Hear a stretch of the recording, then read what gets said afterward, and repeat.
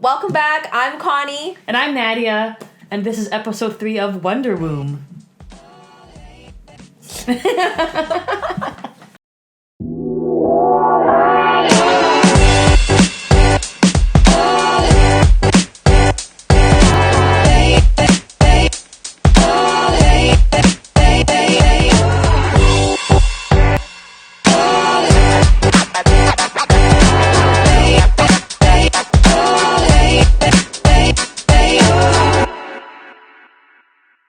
So this episode, on the road to healing, it's really important to have a medical champion in your corner. And for Connie, it's Dr. Ladak.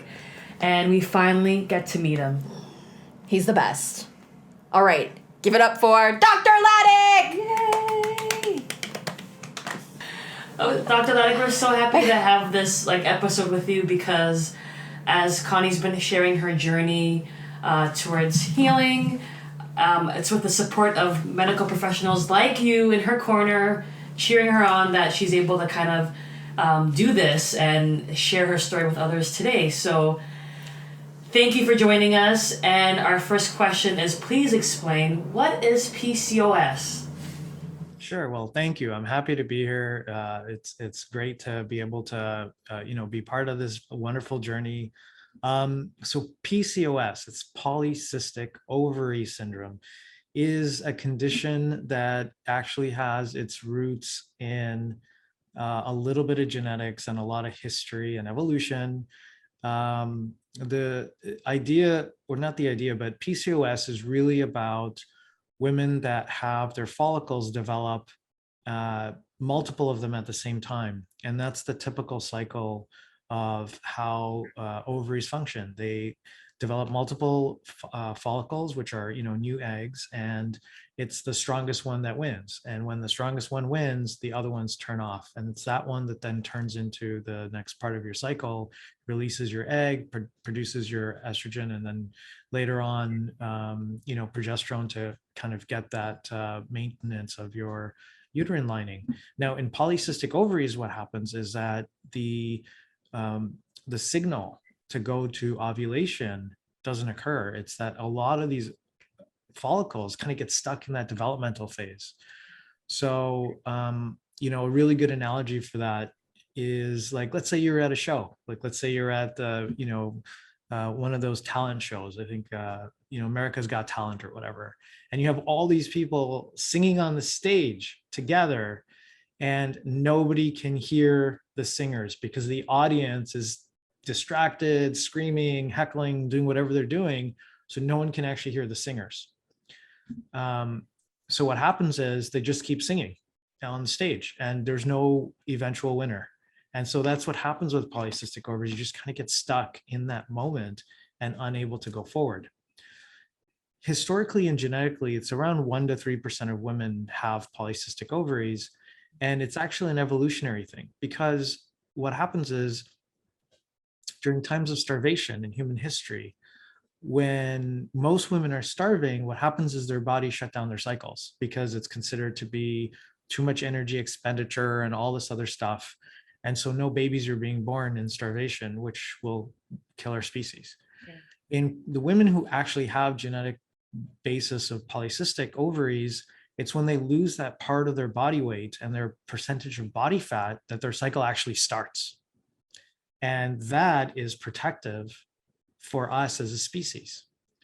Now, there's lots of things that can actually cause polycystic ovaries. Like in today's population, instead of the 1 to 3%, it's running, from the data that I read, it's running between 22 to 26% of all women today, which is insanely high. And it's happened in basically one generation. When you have diets, when you have food that really interferes with the amount of fat and other things that you're taking in, your own body fat increases as a percentage, and all that body fat produces estrogen. And as part of that, the signals from the ovary get lost. So again, it's like the crowd screaming and heckling in the background, and the singers can't be heard. And so, food has a huge impact on polycystic ovaries. And that is one of the critical ways of healing it.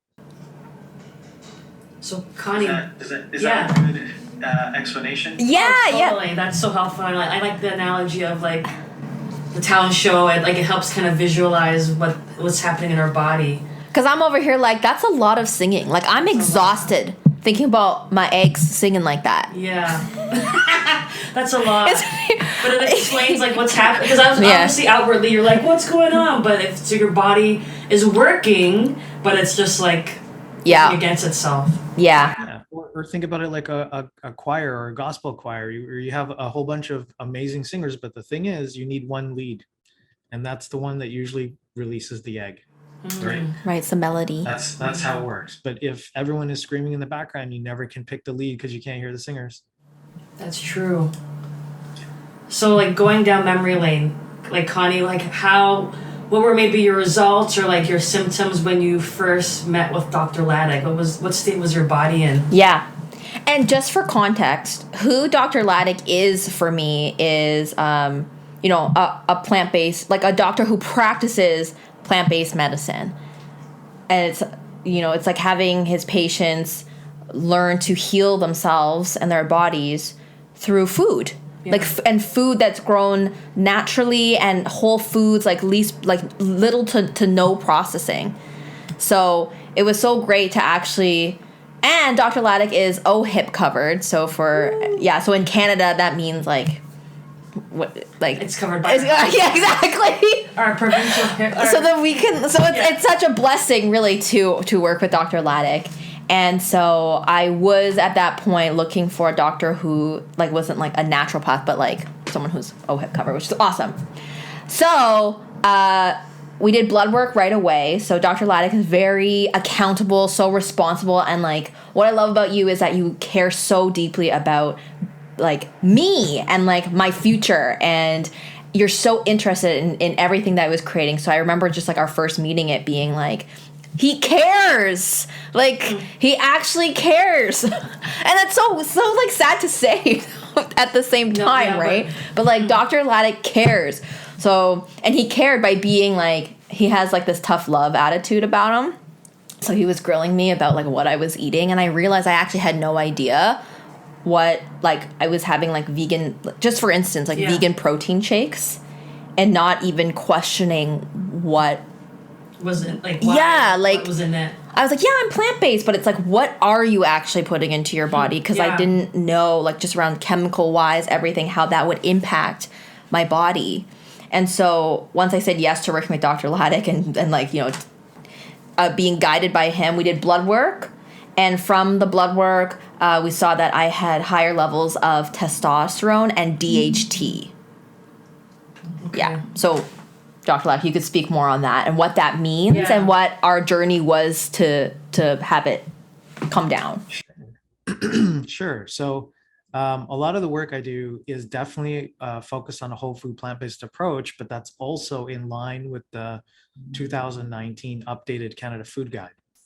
So what's interesting is all practitioners should be doing this. All physicians, all nurses, all healthcare systems, jails, daycares, public schools. This should actually be the standard of care across the entire country.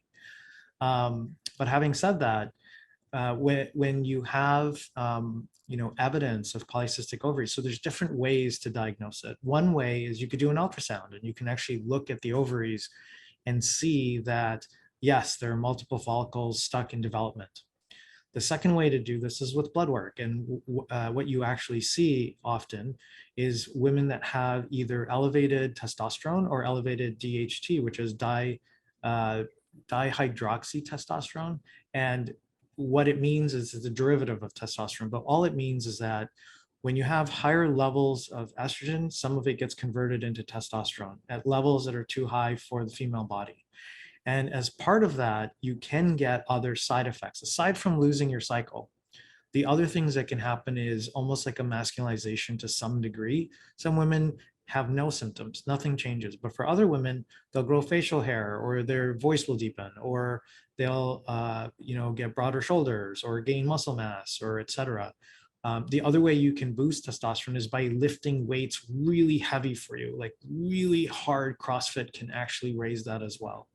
So, it's really important to monitor and also measure your level of exercise to something that's appropriate for you. I don't think anywhere in human history were people trying to lift giant tires and move them around all the time. Like that's not our typical physiology. But the same thing is true in our food, right? We never had a blender tree. We never had oil trees or oil plants. We never had, take the fiber and the husk off of whole grains, and just eat the white part. We never had any of that stuff. We actually ate the real stuff. And so going back to that really helps. In all of history, we also just ate fruit as we found it, and etc. And so, cultivating a mix of greens and things that you eat together also really helps to work on not just your health, but also helps to bring down that percentage of body fat. When you eat foods that are high in nutrient value, like plants, and low in caloric density, that percent of body fat actually comes down, and that usually fixes the cycle. And so that's kind of part of the process of getting people to their natural healthy way. And it works for cardiovascular, it works like for heart disease, for cholesterol, for diabetes, for obesity. It works for so many other places as well, including polycystic ovaries. Yeah, including fatty liver. Like it works for so many things, which is awesome. And so I had the pleasure of meeting Connie, and she's very motivated and very excited and enthusiastic, and when she's shocked, she gives you that shock value face, like and so it's great. And so the interaction was really great. And yeah, I don't think it can be a little bit of tough love, but it's also, I designed it specifically just to get people to open their mind. And that's the hardest part about behavior change, is you never know if people are listening or not. So I tried different things. But with Connie, she was really interested in her health. And so she took it to heart right away and started making changes right away. And things started improving. Yeah. Yeah. Why, Connie touched upon, like, you are a food-based healer as part of your practice. Why, like, what drew you to that? Like, why are you healing through food? What's the importance of that? Oh, that's a really good but long-winded question of my life. But I started in basic science. I love science. By heart, I'm a scientist. From science and bench science, I went off into public health and epidemiology and biostatistics and clinical trials, and then worked and business, and worked in building companies and working on new drugs and vaccines and all kinds of stuff. When I went to medical school, I actually just started comparing drugs data that I knew that I know almost nobody has ever seen, and that I had unprivileged, like completely privileged access to nutrition data. And I was so shocked to find out that the food data, the nutrition data, was almost an order of magnitude more powerful than any drug data I've ever seen in terms of a lot of chronic diseases. And I'm like, I went to, in my medical school, I spoke to some professors. I'm like, guys, we're working way downstream. Like if we just focused upstream, none of this stuff would happen. And nobody could follow the data that I was like, okay, maybe I'm not speaking it right. Maybe I don't understand it. But the more that I read into it, the stronger and more convinced I was. Then I ended up watching a documentary called Forks Over Knives. And I watched, yeah, it's such a good documentary. And it was like, hey, this is exactly what I'm looking for. And then I found nutritionfacts.org, Dr. Michael Greger's website, who actually summarizes really good data. And I'm like, that's more evidence that I was looking for. So in medical school, I was so convinced, I switched over to a plant-based approach. And then I started convincing a few of my friends. I started talking to patients. Residency, I did even more so. I was even more convinced. After my family medicine residency at Dalhousie, I ended up doing a plant-based certificate from Cornell in nutrition, in plant-based nutrition. And then I got board certified in lifestyle medicine by the American College of Lifestyle Medicine, which is all focused on, pretty much plant-based nutrition as the core. And the data has been so spectacular. Then the Canada Food Guide got updated and switched over to more plant-based. And I'm just like, the data is so irrefutable. I think I have now personally switched over 6 or 7 other doctors myself. And so, because once you see the data, you can't ignore it. You can't unlearn it. It's like, okay, I'm going to eat this egg today, but oh my God, I saw the data. I know what this is going to do. And you're like, maybe I shouldn't be doing that so much. And people just start following it more and more. I also did a fellowship in emergency medicine. And what's interesting is when I was in the emergency room, all the time I would get these young guys, 30s, 40s. I call them young because, I'm old. But I mean, I'm almost 35 now. So, Okay. Yes. That's not old though. That acting face. I don't think you guys should laugh when I say that. But I was in the emergency room a lot, and I was seeing these young guys coming in with these really fit and muscular bodies with heart attacks and strokes. And I'm like, what is going on here? And it's on a daily basis. This is not a once in a blue moon thing. This is every single day. And, you're like, what's going on? You get their blood work back and you're looking and you're like, wow, diabetic, fatty liver, high cholesterol, high triglycerides, high blood pressure, like all this metabolic gout, all this metabolic crap. And they're on these ketogenic diets and they're trying to lift these heavy weights and they have destroyed their internal metabolism. And so you're seeing it in their outcome. What whole foods plant-based really does is it fixes your blood flow. It fixes the endothelial cell function in your arteries. So that's actually really important because that's what helps your organs function well. And when you do these heavy keto meat-based things, what happens is you actually damage that lining so badly. And when you have good function, your arteries can dilate. They can open and close and give you more flow in the places that need it. Like, for example, if you're sitting and thinking or talking, like your brain is actually dilated. It's putting more flow. Just like when after you eat, the same happens in your stomach. Or if you're exercising, it happens in your arms and legs. But when you eat food that it doesn't give you that dilation function, by the way, which is only plant-based foods, when you eat the more heavy meat-based stuff, that artery function gets clamped down, it gets locked down, and it can't dilate. But when you're demanding more flow from your exercise and lifting heavy weights, you're putting all that pressure and blood pressure and demand into those narrowed arteries, and they burst. And that's exactly what happens. Now, in polycystic ovaries, it's part of the liver function as well that gets overwhelmed, just like fatty liver and diabetes and everything in gout. It's all that same process. And when the liver gets overwhelmed and turns fatty, doesn't function properly, all of the hormones in the body get messed up too. So then the signal gets lost. And so it's all part of that same process.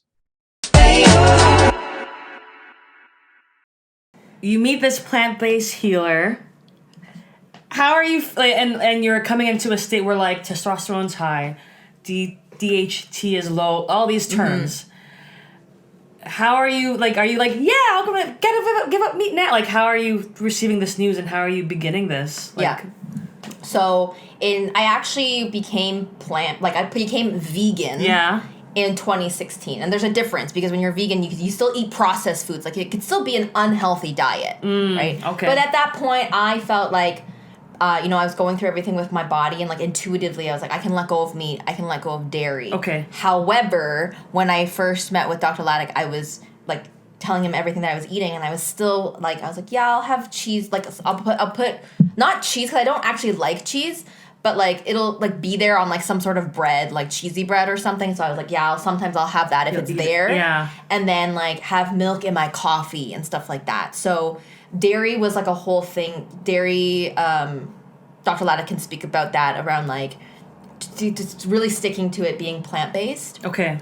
So that was something to really get clean. It was almost like I was doing, like, 90%, and the last 10% was with Dr. Ladak. I was like... You needed a coach. Yeah, I was like, this is hard. Yeah. Because the dairy's in everything. Like, eggs are in, like, everything, right? So it was, like, really doing the looking, and then, like, Dr. Ladak is great, too, because he provides recipes. Or, like, these are the certain, like, foods to eat every day. Like, berries. I didn't know berries were, like, a thing, but berries are important. Yeah.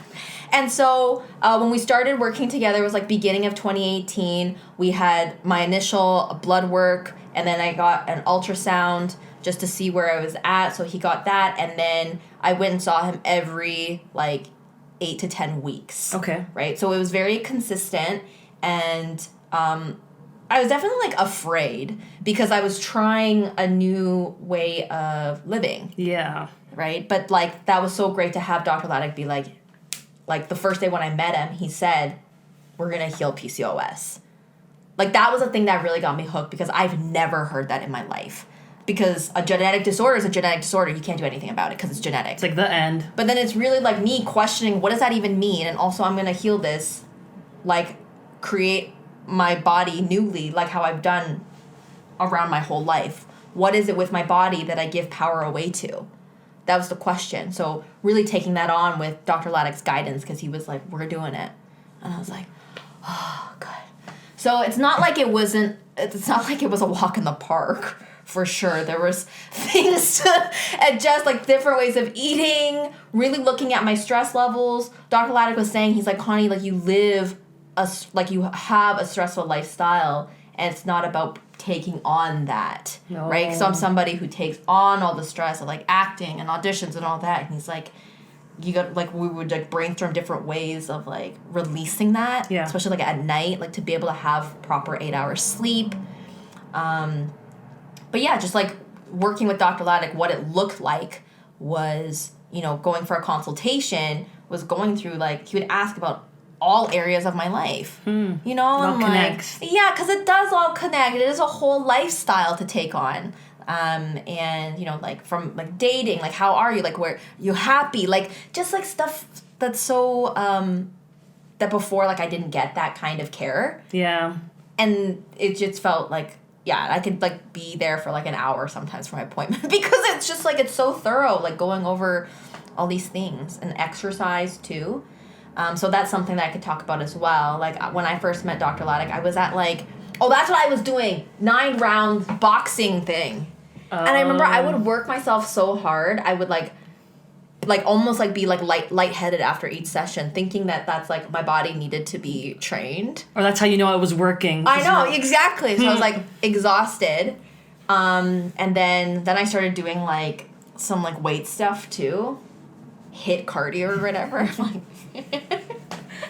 thinking that that's how I should work out. Like, I don't know. That's what's being fed to me in the advertisements. And then Dr. Ladak said, he's like, do yoga, go for walks with the diet that you're on. Also eat 3 times the food now because it's all vegetables. Yeah. Like eat 3 times. I was always hungry as well. So it was like eat more, work out less. And for me, that was difficult. I was like, Dr. Ladak, I don't know about this. You had to trust. I had to trust. I was like, what is happening? So. And what were the changes? So you're on that path, and then how did your body and womb change? Yeah. I mean, maybe Dr. Ladak could speak to that first, and just, is there anything else to add that in your care, like our time together? Yeah, absolutely. So it's lots of beans, lentils, whole grains, vegetables, and fruit. And what's interesting is you eat more food, but you don't put on excess weight. You actually eat till you're full, so you never get hungry. You're not hungry. And, I think a lot of people think that if you eat more food, you're going to gain weight. You're going to have more problems.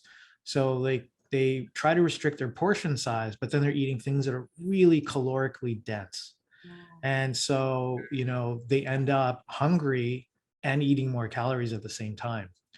So this way, as you started, fixing that part of things and getting into a good balance, you did a great job and you really took it to heart. And I agree, it's not always easy. There are little things that you're not aware of.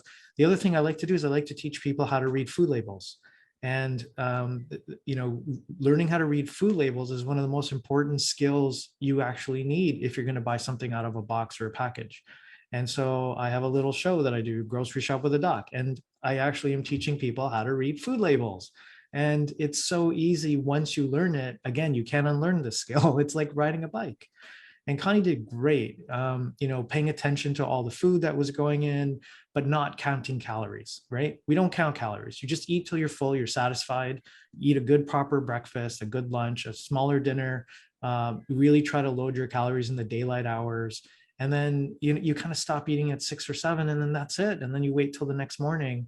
And Connie was really rigorous. And so a lot of good things started happening for her. So I'll let you take that back and you can talk about that. And then I'll add some commentary, but you did great and you were really focused. Thanks. And there's something I wanted to say off that too. That's what it was. It was like the more I allowed myself to eat, it was uncomfortable, but then like really listening to my stomach, it was like like noticing when I'm full. Oh. And it's like it's almost like the more plant-based I ate, like beans and legumes, like dried ones, right? Like I was starting to cook them like fully. Like I was full. Okay. Like I got full, like, and I started becoming like noticing that I was full. So it was also it was eating like that, like very plant-based whole foods. Wow. That it got me full. And I was just like, what's kale and beans gonna do? But yeah, I was like, I'm gonna be hungry still. And like brown rice. I was like, no, I can be full too. Yeah. I mean, the other thing that's important to remember is with polycystic ovaries, women also get acne, cystic acne, and that also really has an impact on how someone feels about themselves. And so you feel like, oh, my cycle isn't working. I've heard this a lot from a lot of women. My cycle isn't working. My acne's there, and I don't feel like a good woman. Like, like I hear this a lot, and there's a lot of negativity that comes out of that. And so, I think at some point, and Connie, maybe that's an area you can, share with everyone, is how you felt about how your cycles, like the progression of your cycles. But also remember that skin is the first thing that people see about you. And so it has a huge impact on how you feel. And so fixing acne this is one of the major ways. Yeah. Totally. Yeah. That was also like one of my number one concerns coming to Dr. Ladak is like, I'm off the pill, my period's out of whack, and also my skin. And I would get pimples down here on my lip and on the side, so like cystic acne. And yeah, and of course, like I'm an actress, so I was like, this is what I actually need. It's your livelihood. And like this is what I'm here to overcome, like in this lifetime, that's for sure. But yeah, it definitely does affect my self-esteem, and like I wake up and I'm like, oh god, here we go. And then, so the first year we worked together, I wasn't on the pill and I was getting my cycles. So the way that I was eating, how I was being, what I was taking on, I was getting my cycles, but my skin was flaring up so hard, like all over the place, and like red, and it really, really hurt. That's what it was. It like didn't matter how much makeup I put on, and I was working a lot that year. It just hurt. Like it's just like a constant like soreness on my face, and they were like big cystic acne, and so that was the first year, and then the second year, which would have been into the pandemic, I had some topical treatment. We started some topical treatment, but then my periods were like, they were missing. Okay. Like they went away. So then doing that dance as well, and then because they went for like essentially, like I didn't know that I didn't have my period until like 4 months after the last one I got, because I was working so hard. Yeah. So I called Dr. Ladak. I was like, it's almost like I was just like, I'm fessing up kind of thing. Like, he's like, why didn't you tell me earlier? Like, you're 3 months out of a period. Like, that's not good. And there's no shame. Like, he wasn't shaming me. That's good. It's just like a woman not having a cycle for 3 months. What's that called? It starts with an A. It's called amenorrhea. Yeah. That's what happens. And then it's just then working from there. It's no good. Yeah. That's what I know. And then from there, inducing my period was what needed to happen. And then so I got my period like 3 months later. So I got my period after 6 months of not having it. And since then, we've just been on like the lightest dose of like metformin and spironolactone. Yeah. So the medical treatment for polycystic ovaries, if we can't do it through plant-based 100%, the typical response is, let's put you on the pill. And what that does is it actually just overrides all the signals in the body. It adds so much estrogen and progesterone, and it artificially creates a cycle, and it forces your body to go in alignment with these much higher doses. So it's like, again, in the show, the crowd is heckling, and basically you come in with the giant megaphone and scream at all the people to be quiet, and suddenly you can, that's what happens with the pill. Now, the other thing we can do is we can add a few other small medications that can reduce either the hormonal balance a little bit, like a spironolactone, or a metformin, which reduces a little bit of absorption of food, as that's what it's considered, especially the fatty parts. But it does a very small job, and it's usually used in diabetics, but it can also be used in polycystic ovaries. And so by using a very, very small combination and eating really clean, you can actually restart someone's cycle. And that's exactly what the goal was here, as stated by Connie. That's what she wanted. And we were able to do that without the pill. And that is what is so valuable. That's exactly it. Crushing it. Okay. Crushing it. Okay, so what I want, let's review like what we want folks to get from this, like sharing this lesson. I think the first thing is that you definitely want a medical profession that cares for you, like, and committed. So that first meeting that you were like, Connie sensed that you cared about her, you're like, we could heal this. Like having that person in your corner helps along your journey and coaching you and supporting you throughout the way, that, you know, in the highs and lows. Definitely something that women might need. Healing through food, but also like food as part of a lifestyle and living. So talking about stress, romance, partnership, sex, exercise, fitness. Like, so yes, to heal your womb, like maybe it's a connection to like other parts of your life that people might be unaware of, and you sharing like, okay, showed up in acne, showed up in like how I was carrying weight in my body. That holistic healing is like examining all the elements of our life and lifestyle. And then a commitment from like you, like you're like, I want this, I believe in this is possible. And like getting that coach, but you're also showing up for yourself was very like powerful and like kind of like helped you continue on. Oh my goodness. That's incredible. Like totally incredible. Totally. Any other like things that you want to like, maybe we may have left out, or that you want to make sure that women get like, this is something to keep in mind as you like try to heal yourself? I think the one important thing is, I think over time, Connie, your skin has improved a lot. And that's important to also point out. There are always going to be ups and downs. Skin is difficult to manage in the best of times for people that, don't even wear makeup. But when you wear it for part of your work and your job every day, that also has an impact. But overall, your skin has improved. I think for most people to remember is that they can do this at home. Like this, improving your food and your lifestyle, these are things that people can do and take control of their own health. It's not, genetics only play a small role in things. It's really about what you do, what you put in your body, what you're willing to, admit to yourself that your health is in your hands. It's up to you to say that I want this and I'm going to do this better. Just like a career, relationships, finance, education, everything takes effort, but so does your health. And if you are willing to put in that effort, you can have it. And that's what's important. It's in your hands. Sometimes you need a provider who can help guide you, but the most important thing to remember, it's in your hands. It's not blamed on genetics. Oh, my family has this, my family has that, so therefore I'm just doomed to have this. That's not true whatsoever. A lot of it is in your hands, and it's up to you to take control of that and to remember that you can change the outcomes, and it just takes that consistent effort. And if you are having difficulty and you feel like you failed one day, forget that day. Go to the next day, start again. Yeah, it's true. Yeah. That's what I remember for Dr. Ladak too, is like going to bed. I think it came up in a conversation one time, but I was going to bed just like forget about the day and just like go to sleep. Yeah. And I was like, oh, like let yourself off the hook. It seems like common sense, but it's not when you're in it. Yeah, totally. Or it's like, I ate this today, and he's like, okay. I'm like, yeah. It's like nothing's wrong. And I was like, oh, okay. Yeah.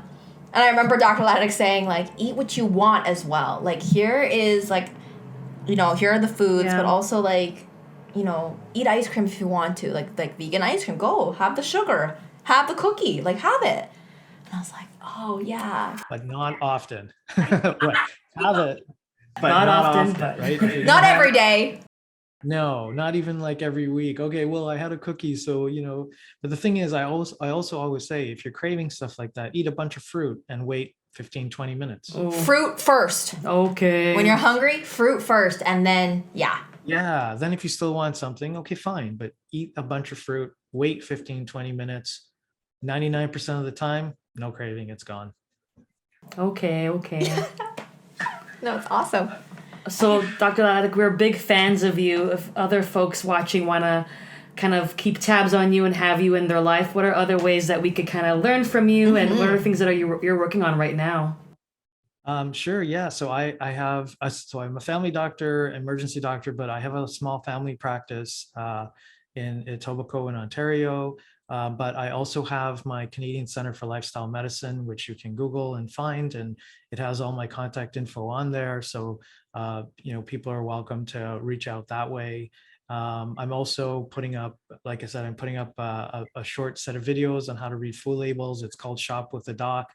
And I have different products and I go through them and I go through the key important steps of the 5, pillars of how to read a food label and what to look at first. And I also go through specific products and I'm like, hey, look at this one versus this one. It's from the same company, but here's the difference. And this is what you want to avoid, or this is what's good about it, So I think it's helpful. And that's what I'm working on right now. I'm also publishing a bunch of articles on case reports on patients and planning to do a bunch of further research. So I think that's really important because it helps other doctors know that they can do this in their offices too. It's not just for the patients. Doctors have to know they can do this in their office. And just with that little bit of commitment, here you now have a person that is not being held hostage by what they feel is their genetic disease, because it's not. It can be healed and it can be reversed. So I want to spread the word that way too. Yeah.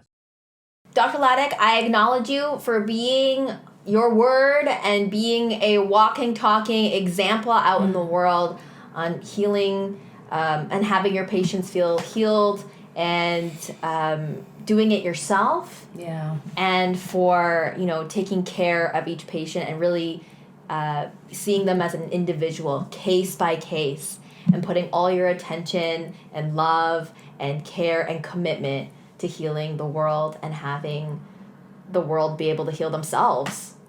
So I thank you. Thank you. That's so kind of you. Of course. Thanks for being with us. Thank you. Yay. Okay. Hey guys. Bye.